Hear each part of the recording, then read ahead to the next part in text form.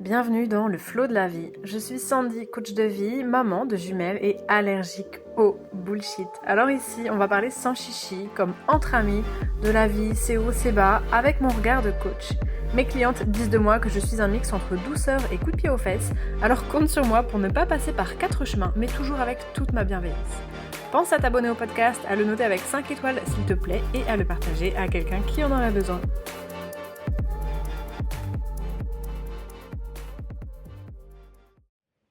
Pourquoi les conseils, bien-être, bonheur, santé, tout ce que tu veux, que tu vas trouver sur Internet ne marchent pas?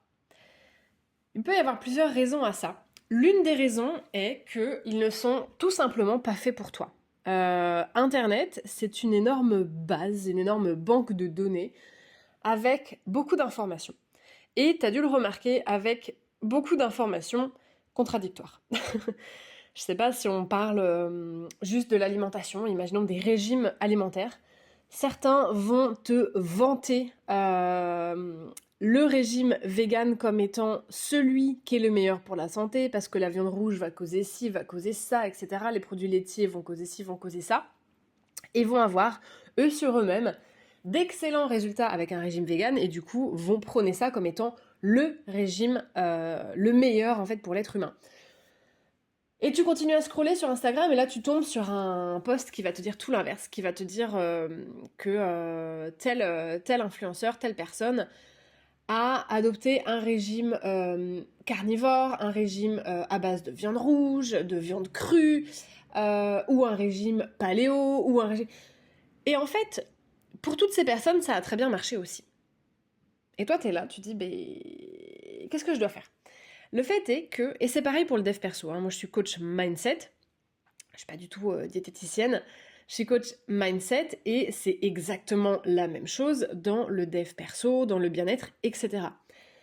Là où certaines personnes vont te dire que pour réguler ton stress, ton système nerveux, tu dois absolument, absolument méditer, sans quoi tu ne feras jamais le calme.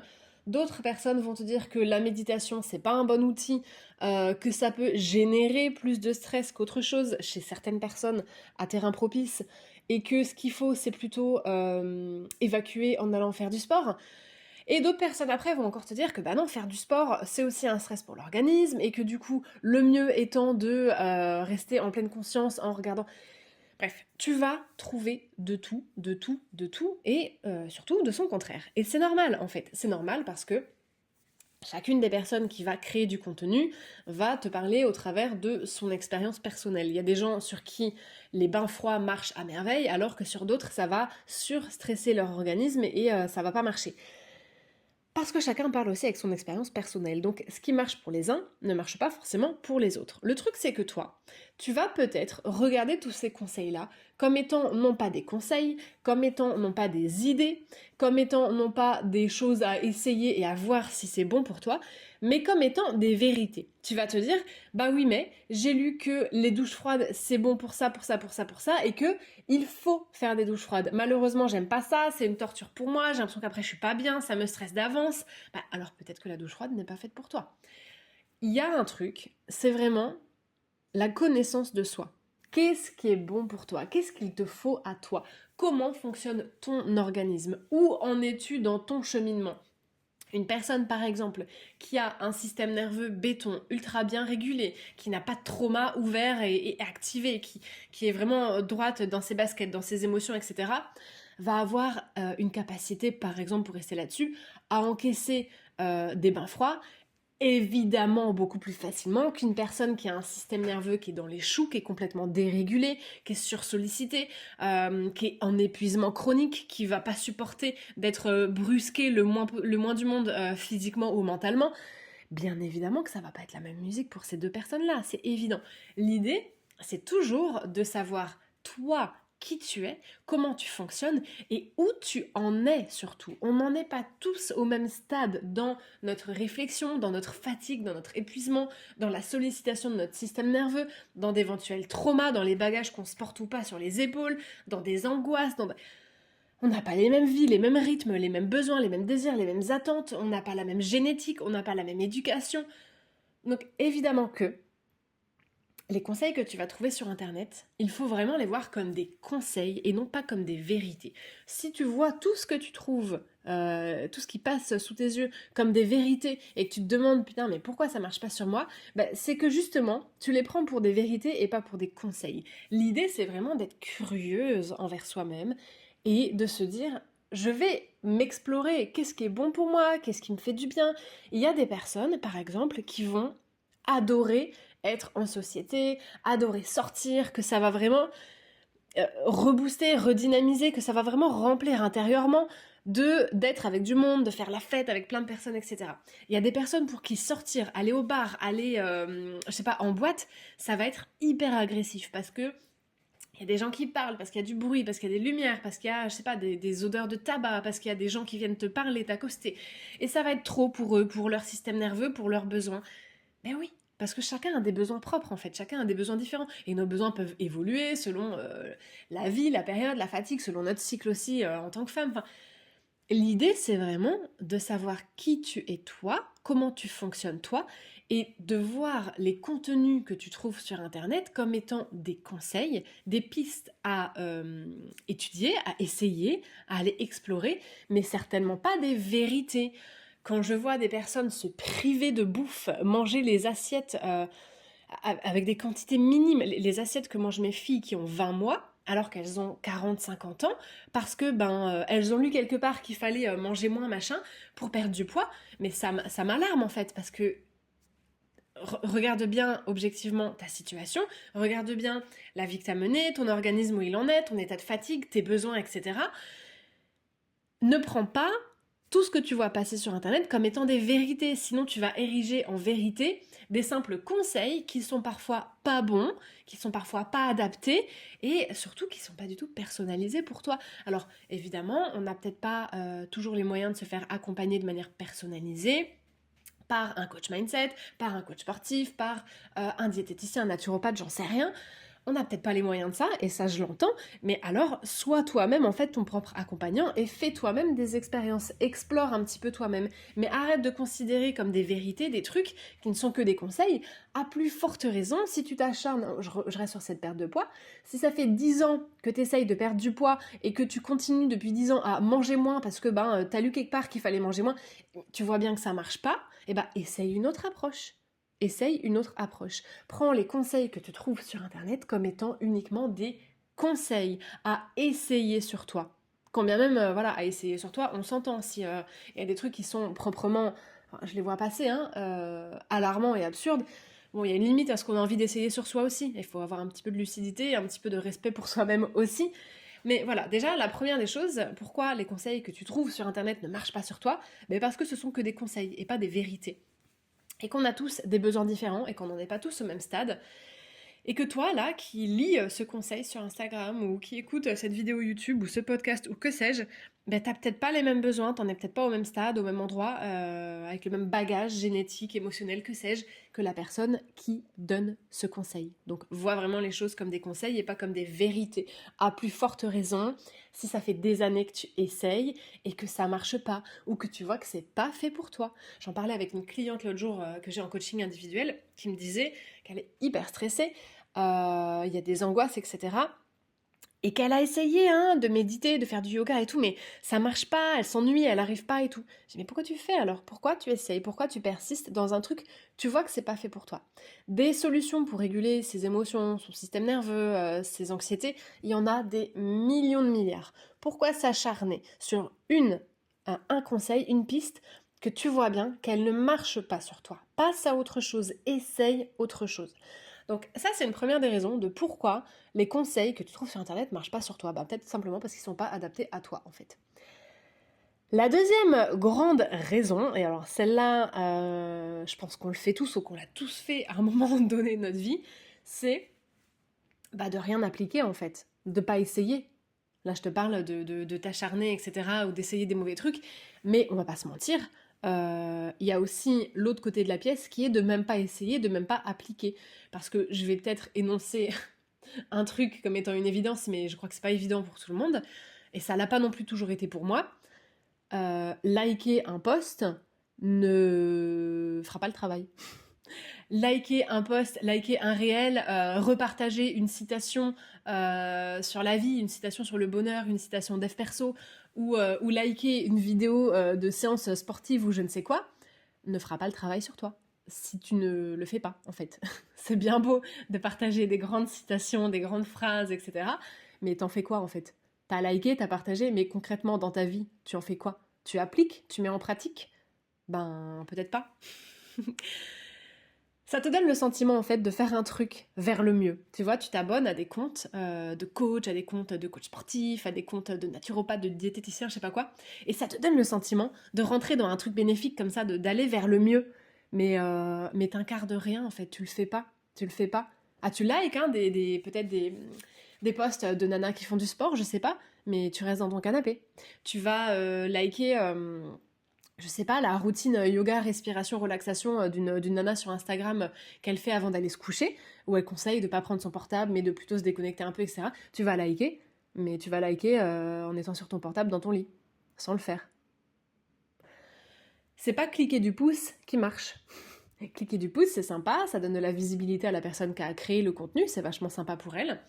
Ça soutient son travail, c'est cool, mais ça va pas faire le travail sur toi.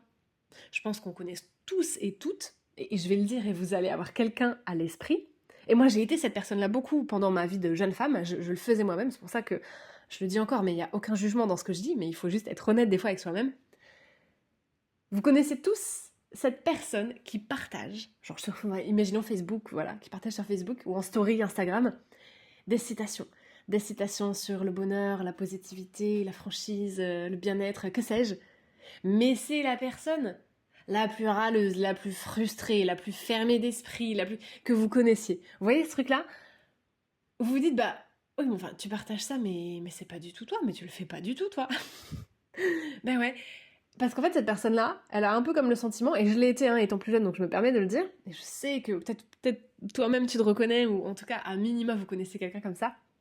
Cette personne-là, quand elle partage ça, elle a l'impression, en fait, de d'être un peu vers le mieux en faisant ça. Seulement, ça sert strictement à rien de partager des citations ou de liker des posts si tu ne fais rien dans ta vie concrète, si tu n'incarnes pas, si tu ne les appliques pas, ces conseils. Oui, ok, ça va te donner le sentiment de... Ça donne bonne conscience en fait. Mais concrètement, tu fais quoi? Tu likes la routine, la night routine, je sais pas comment on dit, la routine du soir de ton influenceuse préférée, où elle montre qu'elle coupe son téléphone, où elle montre qu'elle mange un truc sain, où elle montre qu'elle, je sais pas, qu'elle va s'étirer un peu avant d'aller bouquiner au lit. Tu vas liker ça, mais tu likes ça en étant dans ton lit sur ton téléphone à minuit. Ben, éteins ton téléphone, étire-toi et va dormir. Fais comme elle, tu vois, si ça te plaît, si ça t'inspire, si tu penses que c'est ça qui est bon pour toi. Essaye au moins. Essaye. Et je reviens au conseil, au point numéro un, essaye. Peut-être que t'étirer, méditer, machin avant d'aller au lit, c'est pas pour toi. Peut-être que ce qu'a fait cette influenceuse-là, c'est pas pour toi. Et que toi, ça va plutôt être aller marcher un peu. Ou j'en sais rien, moi, faire un jeu de société avec ton chéri. Peut-être. Mais au moins, essaye.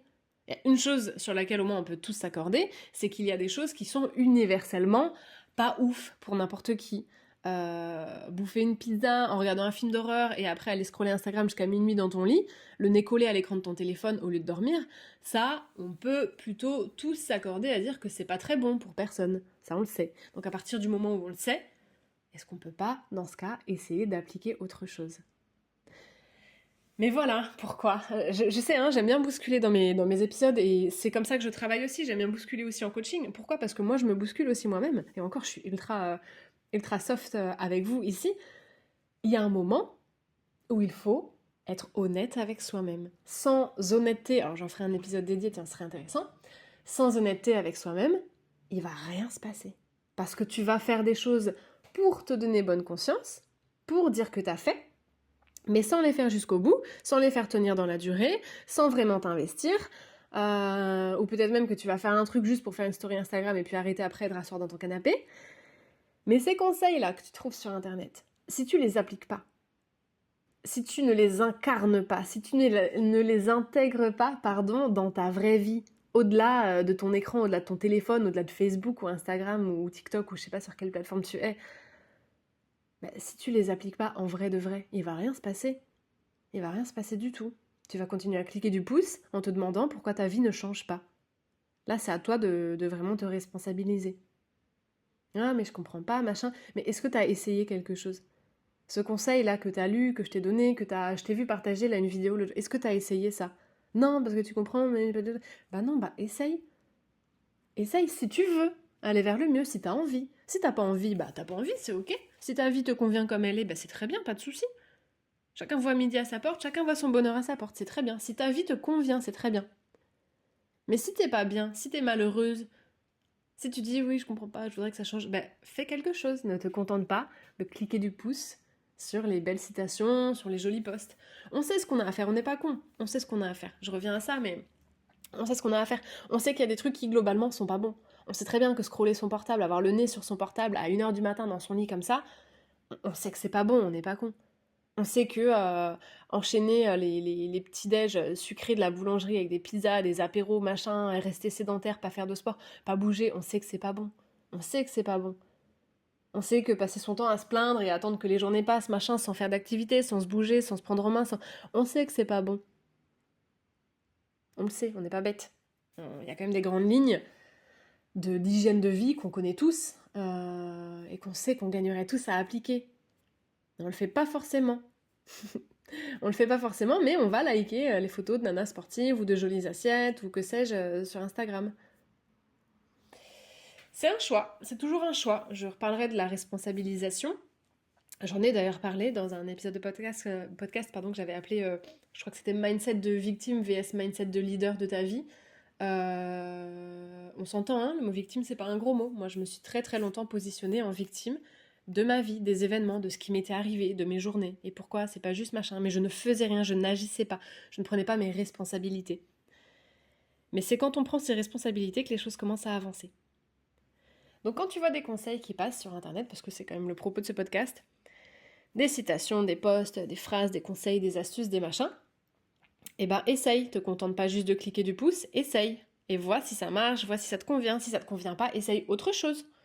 Tente, va vraiment à la découverte de toi, en exploration de toi-même, parce que personne, vraiment personne le fera pour toi. Ça, c'est une certitude. Personne ne le fera pour toi. La question, c'est est-ce que toi, tu as envie de le faire pour toi? Voilà un petit peu ce que je voulais te dire ici. J'essaye de faire toujours des épisodes assez courts pour pas que ce soit trop lourd à écouter. Mais voilà, la prochaine fois que tu vois un conseil passer, ben essaye. Si c'est pas pour toi, ben, passe à autre chose, mais essaye. Te contente pas juste de partager une belle citation, essaye de l'incarner cette citation. Essaye de la mettre en place, cette routine, cette astuce. Essaye de voir ce que ça donne. Mais une chose est sûre, c'est que si tu passes pas à l'action, si tu ne fais rien, tu lis, tu likes, tu double-cliques avec ton pouce, là, c'est top. Tu partages en story, c'est génial. Mais toi, tu fais quoi avec ça dans ta vraie vie?